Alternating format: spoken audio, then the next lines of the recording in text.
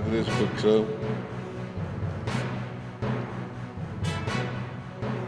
ಸಮಾಜದಲ್ಲಿರ್ತಕ್ಕಂಥ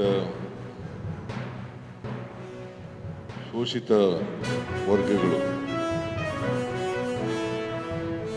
ಎಲ್ಲ ಸಮಾಜದ ಬಡವರು, ಮಹಿಳೆಯರು, ದಲಿತರು, ಅಲ್ಪಸಂಖ್ಯಾತರು, ರೈತಾಪಿ ವರ್ಗ, ಕಾರ್ಮಿಕ ವರ್ಗ, ಇವನ್ನೆಲ್ಲ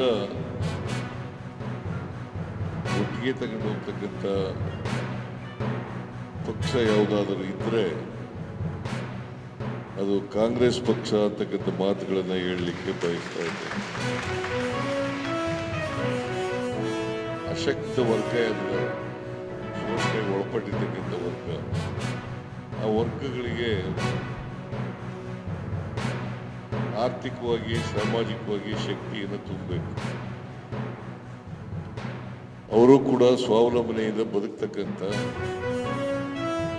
ಸ್ವಾಭಿಮಾನದಿಂದ ಬದುಕ್ತಕ್ಕಂಥ ಸಾಮಾಜಿಕ ವ್ಯವಸ್ಥೆ ನಿರ್ಮಾಣ ಆಗಬೇಕು. ಪ್ರಭಾ ಮಲ್ಲಿಕಾರ್ಜುನ್ ಇವರ ಮಗ ಶ್ಯಾಮನೂರ್ ಅವರ ಮೊಮ್ಮ ಸಮರ್ಥ್ ಕಾಂಗ್ರೆಸ್ಸಿನ ಅಭ್ಯರ್ಥಿಯಾಗಿದ್ದಾರೆ. ಅವರು ಸಾಕಷ್ಟು ವಿದ್ಯಾವಂತರು, ದೇಶದಲ್ಲಿ ಅಸನ್ಮಾನ ಪಡೆದಿದ್ದಾರೆ, ಸುಸಂಸ್ಕೃತರಿದ್ದಾರೆ, ಸಭ್ಯರಿದ್ದಾರೆ, ವಿನಯಶೀಲರಿದ್ದಾರೆ ಮತ್ತು ಜನತೆಯ ಪರವಾಗಿ ಜಾತಿ ಭೇದ ಧರ್ಮಭೇದವಿಲ್ಲದೆ ಎಲ್ಲ ಜನತೆ, ಎಲ್ಲ ಧರ್ಮ, ಎಲ್ಲ ಜಾತಿಗಳ ಸರ್ವ ಅಭಿವೃದ್ಧಿಯನ್ನು ಬಯಸುವಂತಹ ಒಂದು ಬದ್ಧತೆ, ಪ್ರಾಮಾಣಿಕತೆ ಅವರ ಮಾತುಗಳಲ್ಲಿ, ತತ್ವಗಳಲ್ಲಿ